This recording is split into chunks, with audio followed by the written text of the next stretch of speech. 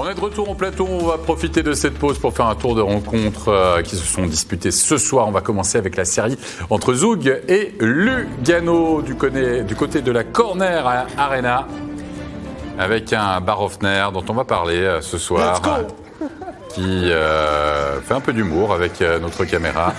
Et on va voir aussi qu'il y a de l'ambiance et une jolie cohorte aussi de supporters Zugois qui a fait le déplacement. Schlegel, bien sûr, dans la cage du côté de Lugano, puis du côté de Zug, vous l'avez reconnu, un certain Leonardo Giannoni.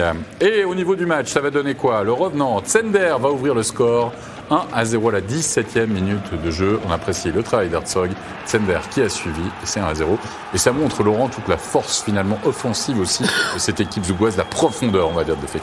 On avait mis en avant, et c'est l'an dernier pendant les playoffs, cette profondeur. Et là, vraiment, elle revient au meilleur moment pour eux. Ils ont vraiment tellement d'atouts et d'armes offensives. Et on le voit, hein, la Herzog et là, Zender qui reprend. Vraiment, c'est vraiment une belle équipe. Oui, 1-0 après 20 minutes de jeu. L'égalisation, elle va arriver en deuxième période à 5 contre 4. C'est Morini qui va profiter d'un rare rebond. Il va même marquer 2 fois, comme l'avait dit Laurent, puisqu'on avait déjà vu ce but, Robin. D'un rare rebond accordé, on va dire, par Leonardo Giannoni. Peut-être un mauvais rebond. Oui, c'est des genres de buts qu'on voit beaucoup plus dans les playoffs. Un lancer, il y a du trafic devant, puis il prend son rebond. 2 fois vaut mieux qu'une. Il a fait ça qui était au fond. Une trajectoire un peu tombante. Il n'a pas été dévié d'ailleurs. Ouais. Un petit peu. C'est comme dans le film Mighty Ducks, le lancer coup de poing. Un partout. Stéphane, on a envie d'avoir ton avis. Barofner, on l'a vu plaisanter tout à l'heure lors de l'échauffement. Là, on va le voir physique face à Romain Leffel qui se tient directement le casque. Sur le premier angle, c'est pas aussi facile que ça. On a l'impression que voilà, c'est un contact et une poussette. Sur le dernier ralenti, celui-ci. Ouais, il écrase.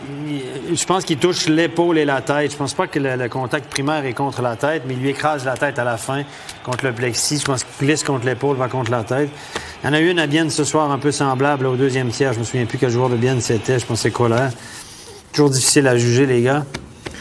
C'est dur à juger. Il n'y a pas trop de vitesse déjà. Il le pousse, donc... honnêtement, c'est dur à juger. Oui, c'est la même chose. Pas facile à être arbitre. Non, mais c'est pas évident. Hein. Pas de scandale pour vous, en tout cas, sur les images à disposition. On va se rendre tout de suite en troisième période parce que la différence va se faire à ce moment-là, en début de tiers. Regardez, à 5 contre 3, Zug qui ne manque pas l'aubaine. Et c'est Jost qui va pouvoir marquer le 2-1, un but ô combien important. On le sait, Stéphane, la force de Zug. Les situations spéciales. Ah, puis le tir, là, il peut appliquer des verres. Hein, pure sur réception. Il y a beaucoup d'espace quand même de ce côté-là. Du côté de Lugano, on était un petit peu... Mirko Müller, là, il est face à son but au moment que la passe se fait. La boîte, je n'ai pas la boîte, mais le triangle est un petit peu étrange. Il n'y a absolument personne dans la ligne de shoot. Là. On est à 5 contre 4, du coup, puisqu'un joueur luganais a pu revenir sur la glace, mais ça ne suffit pas. Regardez ce puck, Schlegel, qui se retrouve au sol. Il faut dire qu'il y avait une crosse assez haute de la part de Simeon. Devant la cage. On cherche un peu au niveau des 2 joueurs. Il y avait 2 crosses. Et puis ça a bien suivi. C'est Herzog qui peut marquer le 3e. C'est limite. 2 joueurs qui chopent le puck au vol. Herzog saute sur le rebond. Difficile pour un gardien. Quand il y a de la circulation, un puck qui est touché dans les airs, contrôler le rebond, c'est quasi impossible. Et Lugano qui est KO debout à 48e. Zender, encore une fois, qui va réussir le doublé, le 4-1. Et qui... Avec l'arbitre. Oui, alors là, s'il est suspendu pour ça, Steph. Rayala aussi a shooté contre l'arbitre. Là, lui, il frappe contre l'arbitre. Là, il y a du boulot ce soir pour le juge. Là. On est sévère là-dessus. Contre, évidemment. C'est vraiment un beau lancer. C'est une boutade. Oui, il a été patient. C'est un dernier match. Il le prend déjà sous le bras. Il a tendance à aller chercher le bloqueur. Là, c'est le juge de ligne là, qui s'en va. Je ne sais pas où il va. Là, il va chercher le puck, il va vite. Et puis, c'est lui qui se fracasse contre le joueur, honnêtement. Là. Je ne pose pas imaginer que c'est pas accidentel. 5 contre 3, encore une fois, Hoffman. Et avant, en début de la soirée, on avait dit, Robin et Chris Maxwell avait rappelé dans la presse la discipline. Là, tu accordes deux doubles infériorités numériques. Ouais. C'est kin à chaque fois. Contre une équipe comme Zug, c'est pas compliqué. Si on 7-8 powerplay dans un match, il y a des bonnes chances qu'ils vont te faire payer le prix fort. Ouais, Grégory Hoffman, déjà buteur dans de l'acte 1. Encore une fois, dans son bureau. Il aime bien repartir dans l'axe du but et puis aussi... Je pense qu'il a été dévié, shoot. Leffel est là. Leffel est revenu dans le match. Oui, Leffel est revenu dans le match. Arcobello, d'ailleurs, Leffel sera crédité d'un assist là-dessus. Vous voyez, joie contenue, on va dire, d'Arcobello, parce qu'il sait que la rencontre est pliée à ce moment-là de la partie, 56e. 5-2. Je suis pas sûr que c'est ce que Turcotte voulait faire, sincèrement. Je pense qu'il échappe la rondelle. Il échappe la rondelle. Ouais. Mais c'est un set play un peu assez habituel, là, le gars qui essaie de revenir en cachant son puck. Donc, il y a eu beaucoup de situations spéciales à Lugano ce soir. Oui, et le dernier but de la soirée va tomber là aussi, tout en fin de match à 5 contre 4, à Lunchpark qui va marquer le 6e et surtout le 2e point pour Zug dans la série. Zug qui fait donc déjà le break face à cette équipe du HC Lugano qui a véritablement payé un lourd tribut une nouvelle fois aux punitions, on le voit. Et 6-2, défaite assez large de la part des hommes de Chris McSorley. Ça va être dur de s'en remettre de ça. 2-0 au tir de l'arrière contre Zug avec prochain match à Zug. Bon, ça va être difficile pour Lugano. À voir ce que ça va donner. On a une réaction, pas une rédaction, à l'issue de cette rencontre et de cette défaite de Lugano. On va écouter Romain Leffel à l'interview. Romain Leffel, score quand même sévère. Vous n'avez pas démérité ce soir, mais les punitions, une fois encore, coûtent très cher. Je pense qu'il est là le résumé du match. Je pense trop de pénalités, ça s'arrête là. Je pense qu'il n'y a pas beaucoup plus à dire. On était dans le match jusqu'à ce qu'on commence à prendre des pénalités inutiles, des pénalités qui font mal à toute l'équipe. Et je pense que voilà, il est là. C'est là que ça va se jouer cette série. Si nous, on n'arrive pas à les mettre au fond quand on a la chance d'être en powerplay. On a vu ce soir, je pense qu'ils doivent avoir 80% de réussite sur leur powerplay. Donc on ne peut pas leur laisser autant de chance que ça de pouvoir être aussi performants sur leur jeu de puissance. Ce match était un peu compliqué. Au début du match, vous aviez de la peine d'aller devant le but, d'aller mettre du trafic. Deuxième tiers-temps, par contre, vous êtes revenu le couteau entre les dents. Il y a eu une prise de conscience. Ouais, je pense qu'il n'y a pas d'énorme secret dans le hockey. Si tu veux marquer, il faut aller là où ça fait mal. Et je pense que si tu ne vas pas là, si tu vas pas devant le but, ce sera difficile, surtout avec un gardien de la classe à Genoni. Si tu lui laisses le champ de vision libre, ce sera facile de faire les arrêts pour lui. Donc, à nous vraiment d'aller là devant, de shooter le plus possible au but et les pucks vont rentrer. Il n'y a pas d'autre solution. Il faut qu'on shoote plus et qu'on aille plus devant le but. Merci bien. On va passer maintenant, messieurs, à Davos, Rapperswil. Rapperswil qui avait gagné le premier match à domicile. On attendait une réaction du HC Davos, bien sûr, sur ses terres. Le HC Davos qui a vu arriver justement dans sa patinoire une cohorte de supporters saint-gallois plus que jamais motivés. Le top scorer, c'est pas Chervenka, c'est Vetter, après son doublé lors de l'acte 1 et Bromé, bien sûr, du côté de Davos. Un Bromé qui ne sera pas en réussite lors des 20 premières minutes de jeu. Un seul but sera marqué sur penalty par un certain Roman Chervenka. Et Roman Chervenka, Laurent, il est vraiment pas doué dans ce genre d'exercice, la preuve. Oui, magnifique feinte, hein, vraiment. On voit il est patient. Et regardez, feinte de shoot, il fait tomber la jambière du gardien. Et là, il prend tout son temps. Il va la mettre en haut du filet. Ça a l'air simple, ok, comme ça. Quand c'est joué par des joueurs avec autant de talent que Roman Chervenka, voilà. En deuxième période, à la 30e minute de jeu, à 5 contre 4, c'est Ambul qui va marquer. Mais oui, le vétéran, toujours là, Romain Leblanc. Mais oui, toujours là. Il sait où aller dans les playoffs en avant du but, puis il marque une petite déviation comme ça. Joueur d'expérience. Ah oui, t'as joué avec lui. Ah ouais. Pas t'inquiéter tellement en plus, hein? Mais là, parti comme il est, il va jouer encore quand j'aurai 45 ans. Il a dû mentir sur son âge au début, c'est pas possible quand même d'être aussi fort et aussi performant encore et toujours efficace malgré les printemps qui passent. On se rend en troisième période et c'est Rapperswil qui va marquer par Forer à la 45e minute de jeu. C'est déjà le game winning goal pour Rapperswil. Vetter, encore une fois, sur la glace. Et finalement, ce puck qui est touché, dévié, allé à la cage. On vous le dit, Stéphane, il se passe toujours quelque chose. Évidemment, regardez, il y a du trafic, là, il y a trois gars dans la ligne de shoot, évidemment, et Schliemann ne voit probablement pas partir ce shoot, se fait battre en dessous du bras. Non, mais il est dévié, je pense. Ouais. Regardez, il y a du monde, c'est compliqué, sérieux, il peut pas faire grand-chose. Vu sur cet angle-là, c'est assez évident. Hein? Ouais, c'est dur, c'est impossible. Vetter, on l'a vu sur la glace, eh bien, il va être crédité d'un nouveau but avec une première possibilité pour Davos, on le voit, de Corvi. Et là, ça va de l'autre côté, on a complètement oublié Vetter, la sortie des Schliemann qui est pas au mieux, franchement, dans cette série. Je sais pas ce que vous en pensez, Robin. Ouais. En fait, c'était pas si mauvais, je pense, de sortir, mais tant qu'à sortir, il aurait peut-être essayé de plonger ou être plus agressif. Mais là, il est en retard. Il a bien joué, il était en retard, puis il aurait, tant qu'à moi, dû rester dans son but. Le 3-1 et enfin, le dernier but de la rencontre, c'est un certain Roman Chervenka qui va aller le marquer. Et voilà, merci. Quel lancer! Merci, bonsoir. Offensivement, c'est le joueur, je pense, qui a le plus de qualité offensive dans cette ligue-là. Il est incroyable. C'est assez impressionnant. Tir précis, regardez, direct à l'engagement. Est-ce que le puck a touché la canne du gars qui avait convaincu? Je sais pas. Je crois qu'elle est allée dire, on va bien le voir sur cette séquence-là. C'est ça. En tout cas, elle est pleine de lucarne, honnêtement. Là, tu peux pas être... Forte pleine lucarne. C'est une grosse efficacité de Rapperswil ce soir qui a shooté 16 fois au but, 4 buts. Et Davos, 36 shoots, 1 but. On va donner crédit aux gardiens quand même. Et 25 tirs bloqués en plus pour Rapperswil. Donc, c'est vous dire la domination au niveau de Davos. Du Corsi. Et 4-1, 2-0 dans la série, comme Davos, 2-0 aussi, Davos, pardon. Zug, 2-0 face à Lugano. On va marquer une courte pause et puis on retourne du côté du Hallenstadion. À tout de suite.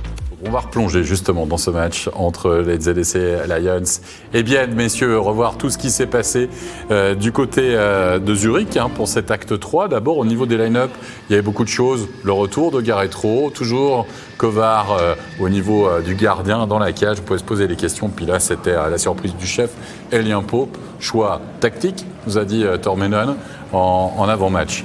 On peut se rappeler quelques souvenirs. Un magnifique tifo avec Seguer, me semble-t-il. Stylisé que l'on a pu reconnaître. Et durant ce match, pas de but, mais des occasions à l'appel, avec notamment cette grosse possibilité. Robin Leblanc, ça c'est la 2e minute de jeu, et on s'est dit que, ben oui, on va avoir plein de buts dans ce match, avec de telles actions, non? Oui, c'est vrai que c'est parti sur le bon pied. Il y a eu beaucoup d'occasions offensives. Ça, c'est un très beau jeu. Stéphane, il l'avait montré en vidéo, le jeu après la mise... Après le face-off, c'est une très belle passe transversale et puis ça commençait le match, très bien le match. Et il y a eu aussi beaucoup de vilains gestes dans cette rencontre. On voit le duel Grossman avec ce pas et surtout le coup de genou d'un certain Robin Grossman qui va prendre 2 minutes plus 2 minutes sur cette action, mais il y a de fortes chances pour qu'elle soit revue. Ah oui, regardez le genou gauche, la jambe gauche de Grossman, c'est un geste stupide déjà. Regardez, boum, avec le genou, il plie le genou, un peu comme au catch américain. Et puis vraiment, honnêtement, ça va être revu. Ça méritait 5 minutes. Honnêtement, un coup de genou, coup de patin, un piqué bout-manche, c'est toujours le même genre de faute. Regardez, là, il y a faute pour obstruction, ça c'est banal. Il est un petit peu en retard, ça c'est correct. Mais après, il va vraiment mettre le genou et moi, je pense que ça sera revu. Peut-être une 5 plus match rétroactive ou peut-être une petite enquête. On doit être très sévère sur ce genre de faute, à mon avis. Moi, je pense qu'ils vont donner un match. Je pense qu'il va être suspendu. Toi, tu penses qu'il va être suspendu? Ouais, moi, je pense que ça vaut un petit match de suspension. Un coup gratuit comme ça, pour moi... Il n'y avait aucune raison de donner un coup de genou sur cette séquence-là. Il aurait pu blesser Selon moi, c'est une suspension. Donc du coup, il y a de la vidéo de toute façon qui va être envoyée. Puisqu'on le sait, ça commence ce qu'on a vu sur les matchs, là, je peux vous dire qu'il y en a les PSO, là, où il y a 6 heures de moins au Canada, le PSO va regarder ça gentiment, ils ont toute la soirée. Mais demain matin, le juge unique, je pense qu'il va rentrer très tôt au boulot. Ouais. On continue dans cette première période avec un check à mi-glace. Ça va rappeler les souvenirs entre Elner et Zwerger. Là, c'est un peu du copier-coller avec Schneeberger sur Denis Malgin. Stéphane va nous en parler d'ici quelques instants sur la tablette. Alors après la réaction de Noro qui vient défendre finalement son top scorer après cette charge, on la voit au ralenti. Et on rappelle votre avis, messieurs, avant que Stéphane peut-être en parle. Pour Robin, pour toi aussi, Laurent, pour toi, c'est une charge correcte. Enfin, pour vous, messieurs, c'est une charge correcte. Ah ouais, moi, je trouve que c'est une superbe charge même. Ouais. Elle est épaule contre épaule, elle est bien, c'est propre, c'est du hockey. Malgin prend le risque de couper dans le centre et Noah Schneeberger, il va fort et il y va propre avec l'épaule. Donc, moi, c'est un beau jeu de hockey, ça. Stéphane. C'est presque un copier-coller avec Elner. La seule différence, c'est que là, il y a une différence de grandeur. Ce qui fait que l'épaule Schneeberger arrive près de la tête, mais il ne touche pas franchement à la tête. Ce n'est pas le principal point de contact. Donc, regardez, Schneeberger, Malgin est en possession de la rondelle. Schneeberger est sur la glace. Il se présente l'épaule, il se fait pas grand, il sort pas le coude, sa canne est sur la glace. Donc, le contact, techniquement, ce qu'il fait, évidemment, il va déporter ses patins un petit peu à la fin, là, mais là, son épaule arrive à la hauteur de la tête de Malgin, mais Malgin, au dernier moment, réussit à l'éviter. Il effleure la tête de Malgin. Regardez, son épaule effleure le côté de la tête de Malgin. Là, son casque part en avant, ça rend ça plus impressionnant. Évidemment, les patins vont décoller à la fin, mais ça, c'est l'inertie, c'est normal, ça décolle un peu. Et Malgin, là, il s'est fait vraiment frapper propre en ordre. Je pense qu'il n'y a rien sur cette séquence-là. Elle sera revue, évidemment, parce qu'il y a le mouvement de la tête de Malgin qui le casque et puis il chope le menton. Je pense qu'elle sera analysée, décortiquée, mais le principal point de contact, c'est clairement pas la tête. Oui, il effleure la tête, contrairement à Zwerger qui, à mon avis, a clairement pas couché la tête, parce qu'il y a une différence de grandeur. Mais honnêtement, Malgin a eu de la chance, parce que si Schneeberger veut être un peu salaud, au dernier moment, lève le coude, il peut le... C'est fini. KO. Mais à sa défense, Schneeberger, là-dessus, on voit bien que il y a le bras sur le corps, il y a l'épaule devant, donc on voit pas qu'il y a une mauvaise intention à aucun moment. Comme Elner. Ouais, après, le contact, la différence, c'est qu'on voit le casque, mais il y a la différence de grandeur. Mais moi, je suis comme vous, les gars. Ça va être revu, là, mais espérons. Parce que là, si on donne une sanction pour ça, on n'a rien donné à Elner, ça va être le scandale. Non, on n'est pas encore là, quoi qu'il en soit. Conséquence quand même pour les ZSC Lions qui perdent Denis Malgin puisqu'il n'est pas revenu au jeu, évidemment, dans cette rencontre. On va plonger en deuxième période et on va parler beaucoup des gardiens. Parce que les gardiens, Laurent, ça a été les deux grands bonhommes de cette rencontre. Que ça soit Pau, que ça soit Kovar, ils vont multiplier véritablement les arrêts, ils vont dégoûter les attaquants adverses. C'est ça, parce que c'est vrai qu'on regarde le score 1-0 après 88 minutes de jeu, on peut se dire c'est peut-être été un match ennuyant, mais pas du tout. Il y a eu beaucoup d'actions de jeu, il y a eu beaucoup de tirs à la cage et surtout on a eu deux gardiens brillants. Exactement, et à l'image là de Kovar qui, pour Robin, est le meilleur joueur du match. On est d'accord? Assez d'accord. Non, mais les deux, ils ont été excellents. Là, mais moi, je pense que bien, ils ont quand même eu un peu plus d'occasions franches. Ça, c'est un arrêt réflexe, là, mais non, franchement, pour moi, ça a été le meilleur joueur du match. Ouais, des arrêts en fin de match, il en a fait plein, Kovar. Et surtout, on a le sentiment que Bienne a loupé le coche quand même. Hein. Ils ont eu 2-3 supériorités numériques, notamment à l'entame de cette troisième période. On sentait qu'ils étaient supérieurs à cette équipe zurichoise, mais ils n'ont véritablement pas réussi à scorer. On est allé en prolongation, et en prolongation, eh bien, la première possibilité, elle est pour Tony Rayala. Tony Rayala, il avait déjà marqué en overtime, rappelez-vous, hein, lors de l'acte de... C'est lui qui marque. Là, il avait la possibilité de donner le 3e point à Bienne. Ça s'est joué vraiment à peu de choses. Quelle différence de vitesse avec Marty sur cette action. Hein. C'est flagrant, hein. Pas évident pour Marty, parce que Rayala, c'est un super patineur. Mais regardez, hein, il croise trop son tir après avoir fait un travail incroyable, Rayala. Et quand on connaît toute cette dextérité devant le but, il va s'en vouloir, il va s'en vouloir, il va se la remettre, ça va retourner dans la tête ce soir, c'est possible, on allait se coucher. Et le poteau d'Andrighetto, ça aurait pu basculer déjà en faveur des ZSC Lions, en effet, sur cette action, parce que c'est au fond, c'est pareil, la classe d'Andrighetto, le tir d'Andrighetto, qui fait partie évidemment des meilleurs snipers, des meilleurs tireurs de notre championnat. On revoit cet essai qui est renvoyé donc par les montants d'Elien Pope et Elien Pope qui fait l'arrêt finalement de cette première prolongation. Regardez le déplacement du portier biennois. Et là, il va aller voler véritablement un but. Ah oui, ça c'est un vol. Regardez, il se déplace, il fait un bon déplacement, il se fait gros avec le haut du corps. Hein, donc, il veut se faire le plus gros possible dans son mouvement. Regardez, il ne va pas s'en aller les épaules trop vers le bas. Et le puck le touche à l'épaule près du masque. Très, très bon arrêt. Un arrêt clé, un des nombreux arrêts clés de la soirée parce que les deux gardiens, ils en ont fait. Là. Au niveau des expected goals ce soir, là, ils ont sauvé pas mal de trucs. Là. Messieurs, rien ne sera marqué, donc vous l'avez compris, bien sûr, et vous vous en rappelez lors de ces 20 premières minutes de prolongation. Du coup, on est en deuxième overtime. Nouvelle possibilité pour Bienne et une nouvelle fois Kovar qui met son veto à une fois, 2 reprises.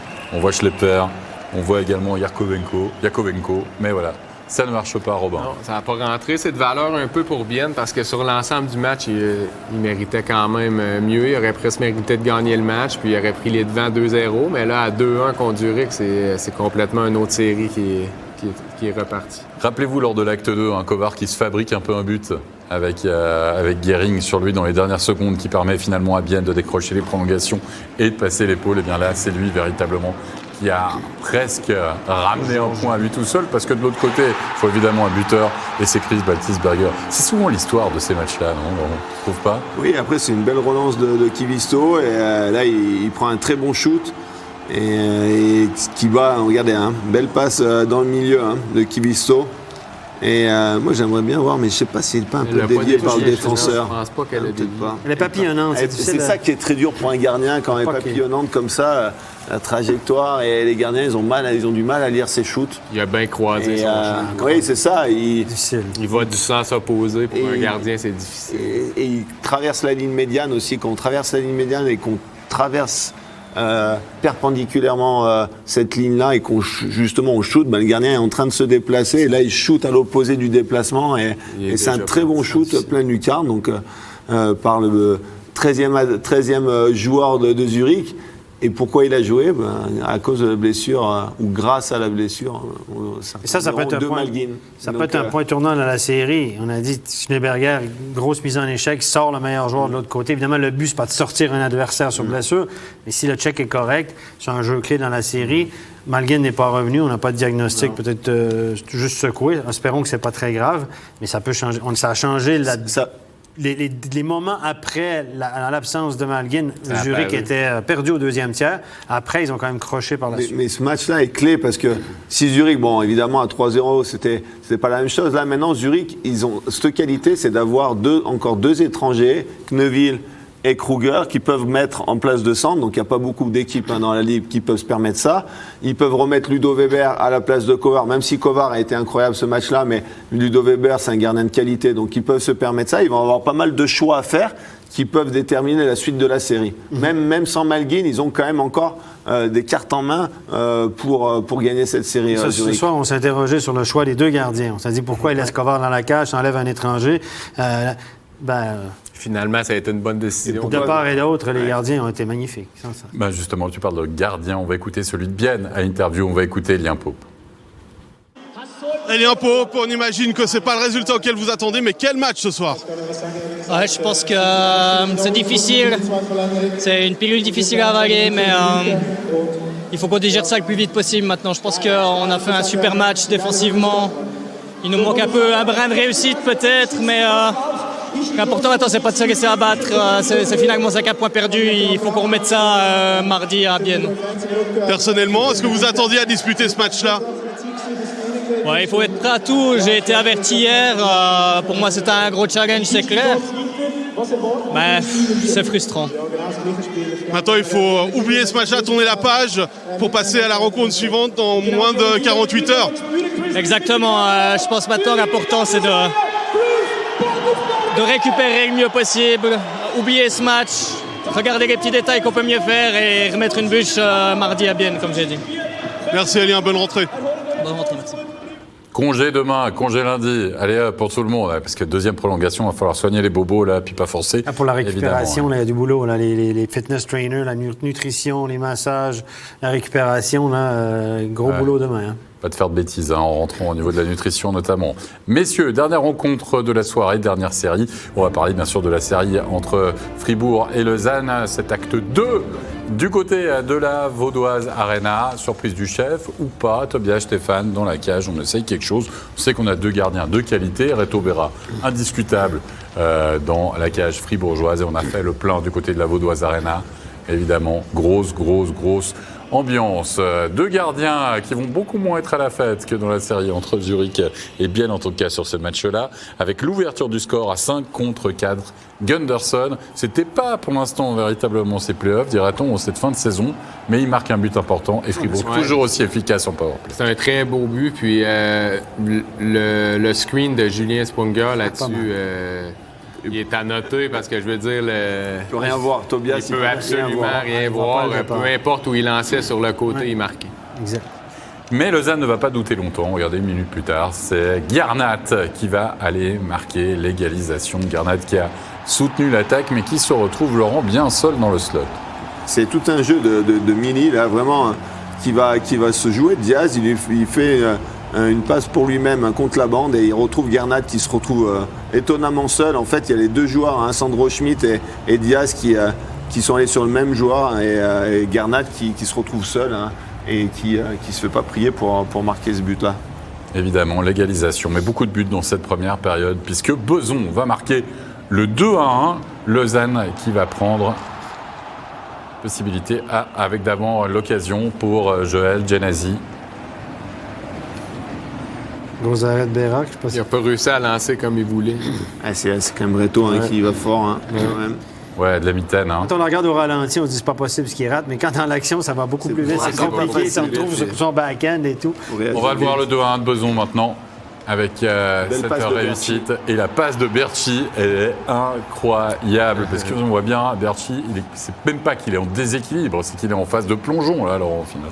Il est en phase de plongeon et il arrive à faire une belle passe sur la palette de Tim Beson qui prend un très très bon lancer.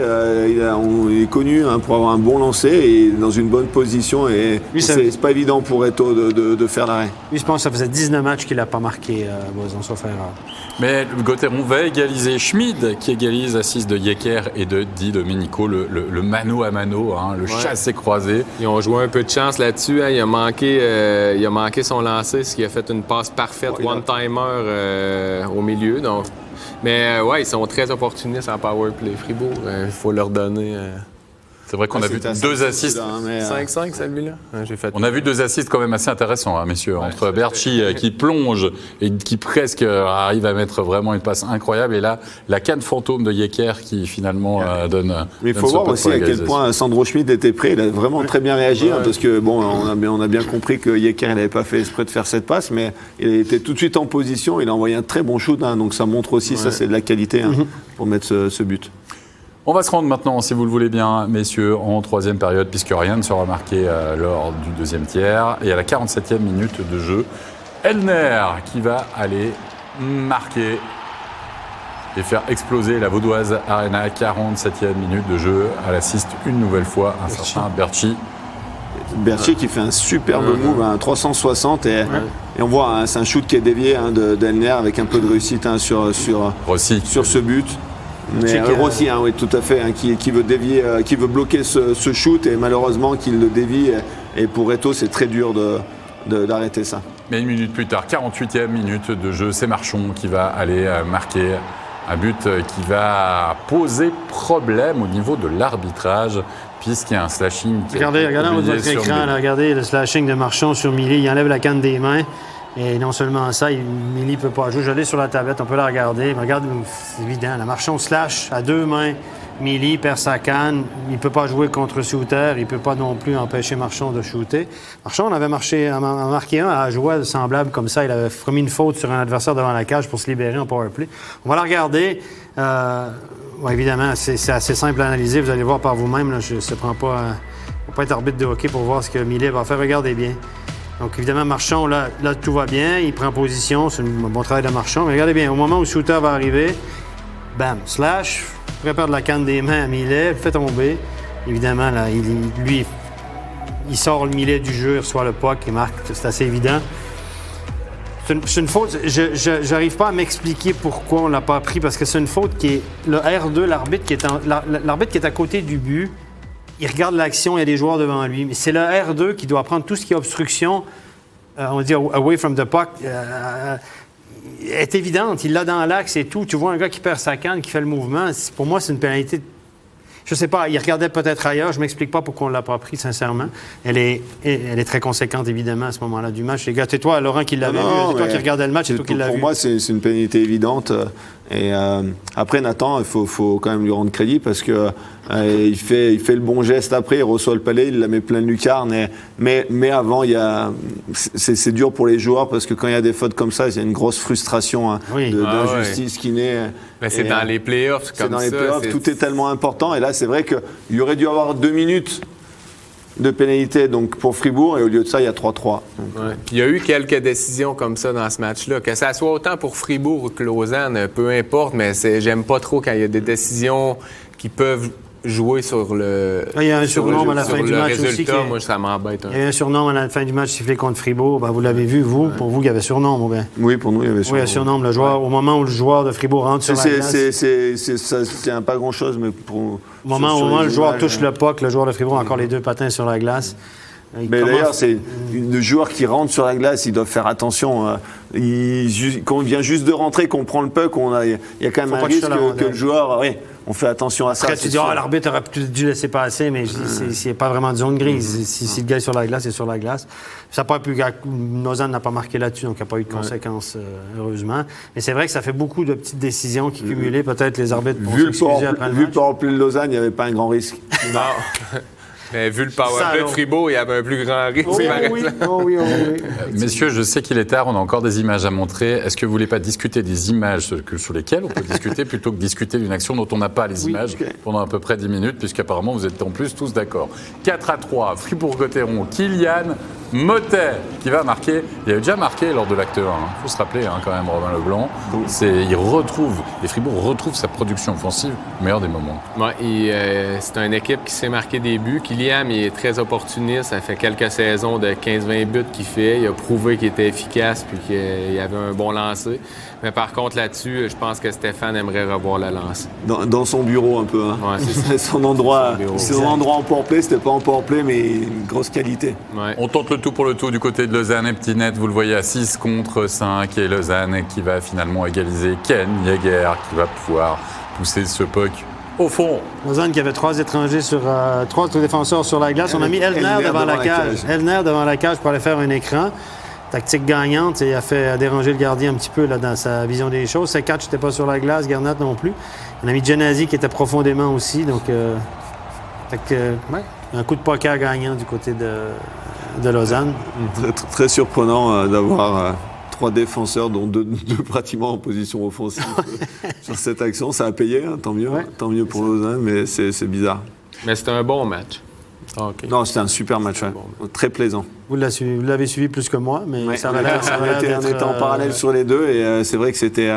il y a eu des buts comparé à l'autre, mais ça jouait du bon hockey et ça jouait dans les deux sens et il y a eu un bon match de play-off. Ouais. On va voir le but gagnant quand même de ce bon match de play-off, si vous le voulez bien, messieurs, puisque c'est Lausanne qui a finalement passé l'épaule et qui va égaliser à la suite de Seuf et Seuf. Le puck récupéré par Paré, qui fait un super tir. C'est un lancer parfait. Là. C'est, un peu comme Batlisberger. En plus, un droitier comme ça, il n'a pas dû vraiment dribbler la rondelle. C'est un bon shooter. C'est vraiment dur pour le gardien. Un lancer comme ça à bout portant, dans le slot comme ça, même un Reto Berra, il peut se faire battre sur un lancer comme ça. Ouais, ça va vite, c'est un lancer parfait, comme on dit. Et finalement, Lausanne qui égalise à 1 partout dans la série. À Lausanne qui n'avait pas trouvé le chemin défilé lors de l'acte 1 et qui marque 5 buts ce soir pour la plus grande joie, évidemment, des fans de la Vaudoise Arena.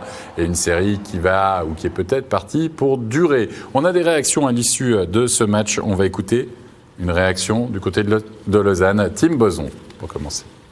Tim Boson, égalisation dans cette série pour le LHC. Quel match, quelle ambiance. Comment vous analysez cette partie? C'était un bon match de hockey. Début un peu moyen. Après, on trouve les ressources pour égaliser, mener au score. Dommage à la fin, du troisième, on les remet dedans avec quelques erreurs. Sur les engagements, on n'a pas été très bon, il faut corriger ça. Mais encore une fois, on trouve le caractère pour égaliser dans la toute fin. Et une bonne entame de prolongation, on les a pressés fort et c'est un gros match pour nous. Là, peut-être la seule chose qu'il faut encore améliorer, c'est ces minutes en power play. Ouais, c'est sûr que depuis le début de la série, on est mené sur ce domaine-là et il va falloir corriger ça. On sait que c'est important. Je pense qu'à 5 contre 5, on est devant, mais il faut corriger ça absolument parce que ça gagne des matchs et des séries. Merci, bonne soirée, à mardi. Ça, c'est pour l'analyse de la victoire du côté de Lausanne. On va écouter maintenant l'analyse du côté des perdants. On va écouter Kylian Motet, interview. Kylian Motet, Lausanne égalise ce soir. Qu'est-ce qu'il a manqué 35 secondes à Fribourg-Gotteron finalement. C'est clair. On sait quand on mène un but, ils essayent de pousser. Et puis malheureusement, on prend ce goal. Vous pouvez être assez satisfait notamment du box-play de votre côté. Ouais, c'est clair que ça fonctionne plutôt bien. Donc on essaie il faut continuer comme ça sur ce point-là. Et offensivement, même si ce soir c'était plutôt positif, qu'est-ce qu'il va falloir faire mieux pour reprendre l'avantage mardi? Je pense mettre plus de trafic devant le goal encore et puis shooter davantage et puis c'est comme ça qu'on va marquer des goals. Merci Kylian. Ouais, pas de panique à bord, bien sûr. Hein. Du côté de Fribourg, c'est un partout dans la série après cette défaite. En prolongation, on va récapituler justement les résultats de cette soirée, des 4 rencontres de ces quarts de finale de play-off, acte 2 ou acte 3, avec Zoug qui fait donc le break et qui mène 2-0 après sa victoire 6-2. La victoire après prolongation, on vient de le voir, de Lausanne qui égalise dans la série. Rapperswil qui mène face à Davos 2-0 et Bienne qui mène 2-1 puisque Zurich a marqué le point qui va peut-être les relancer après cette victoire 1-0. On va remercier nos invités d'avoir passé cette longue et belle soirée de dimanche en notre compagnie. Merci Robin, merci Laurent. Merci, bonsoir. Stéphane, oui. Tu sais quoi ? À demain. On est déjà lundi. C'est lundi, il est minuit 1 et 30 secondes passées, donc voilà. Il faut préparer le studio de mardi tout à l'heure. Absolument. Ouh là là, on n'est pas rentré. bon, Oh là là. Oh. Bon, en plus, il y a plein de choses à dire. Merci en tout cas à toute l'équipe technique pour l'excellente réalisation de cette émission. Portez-vous bien, allez dormir, le réveil sonne d'ici quelques heures pour aller travailler. Courage, c'est ça les playoffs aussi. Bye bye.